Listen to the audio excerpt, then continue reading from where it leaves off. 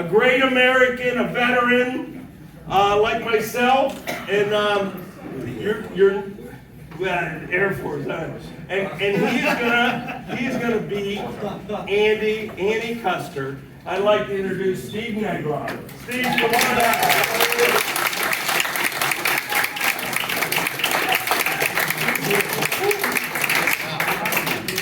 Cookie Witch. Was he using this? No. Good. Well, I don't know how you follow Corky, right? That was something, but welcome everybody. My name is Steve Negron, for those of you who don't know.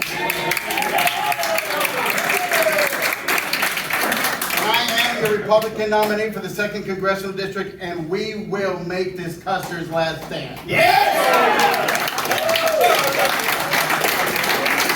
So, I was at a tremendous event this past weekend, at Chris Ager's house, and for all the Vietnamese here in the room, I would like to say, Jin Chow.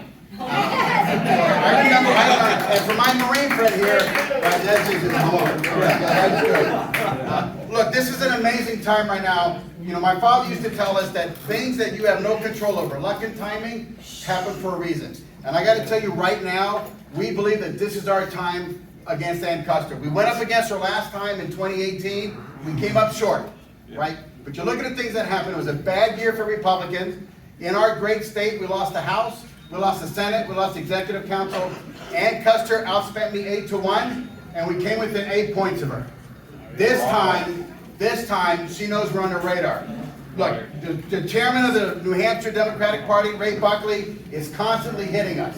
And I wear that as a badge of courage, because we know that they realize that we're a threat to them this time.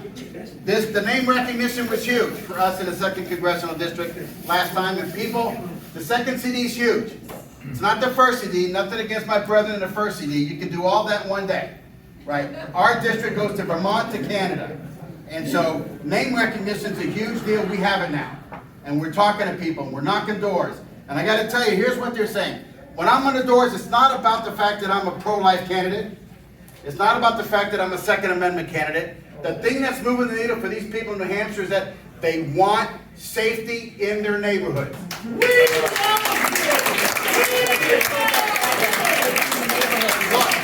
we all know here, here's what Ann Custer has not done.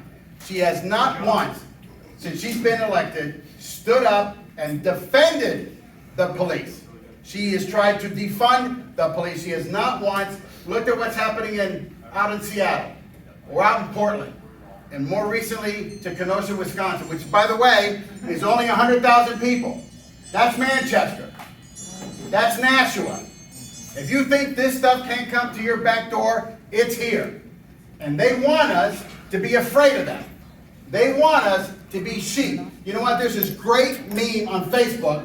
There's an Australian sheepdog and 100 sheep. And the question is, how does one dog control 100 sheep? You know what it is? It's fear. Well, I'm not afraid. You're not afraid, right? Everything she wants to do is stay at home, wear a mask, don't do this, don't do that. We're not about that. Anybody in this room, we're not about that. It's about individual liberties. It's about I'll decide what I want to do. If I want to wear a mask, I'll wear a mask. Nobody's going to tell me. Now, for damn sure, a Democrat is not going to keep it in my hand. Absolutely. And my good man Al takes away your religion too. I'm telling you, this is our time. This is our time. We're about to see, you know, if I was smart enough, I would have gone to Cleveland, pitched a tent, sold tickets to this circus, and funded my campaign. And I wasn't smart enough. But we have a president that has kept his promise. He told us what he was going to do in 16, and he's done it. And he's done it despite some never-Trumpers. He's done it despite a Democratic Congress. And now we're going to see what's going to happen when his next nominee in the Supreme Court.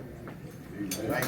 That's right. We now have an opportunity to put our 3rd Supreme Court justice on the highest court of this land.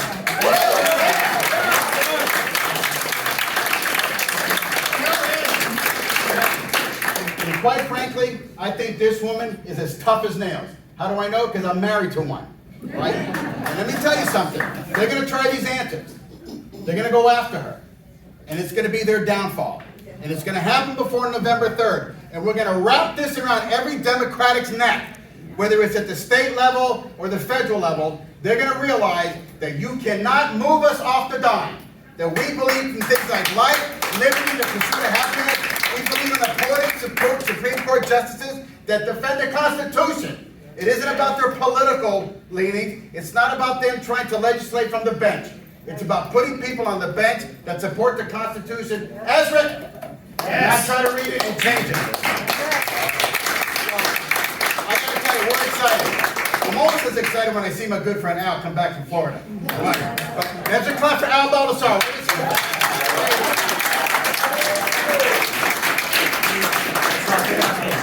Yeah, that's not a fake tan. That's God-given right there. But here's what I want to say to all the volunteers.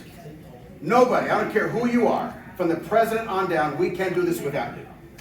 We understand that. We owe you a debt of gratitude for those countless hours that you're away from your families to help us get into office. Trust me, it doesn't go unnoticed. Sometimes we may forget to say thank you, but we feel it. I know my personal race against Ann Custer in the 2nd CD. I got kids in there every day. And we know that we can't do it without you. So from Steve Negron, the candidate, to all of you who helped, thank you. A heartfelt thank you, and I salute you.